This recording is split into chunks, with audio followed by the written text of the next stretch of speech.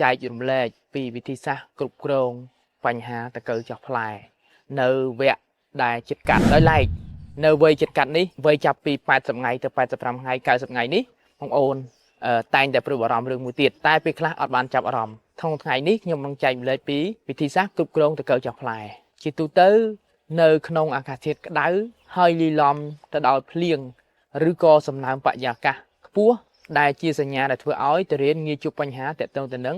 ដង្កូវចុះផ្លែហើយដង្កូវចុះផ្លែនេះហើយជាហេតុដែលធ្វើឲ្យទុរេនងាយខូចងាយបាត់បង់ទិន្នផលហើយលក់អត់បានថ្លៃហើយជាពិសេសគេអត់ទិញតែម្ដងថ្ងៃនេះខ្ញុំមកចែករំលែកពីថ្នាំក៏ដូចជាគ្រប់គ្រងទាំងបានទាំងការពារបានទាំងស្លាប់ហើយថ្នាំមានពីរមុខទី1គឺ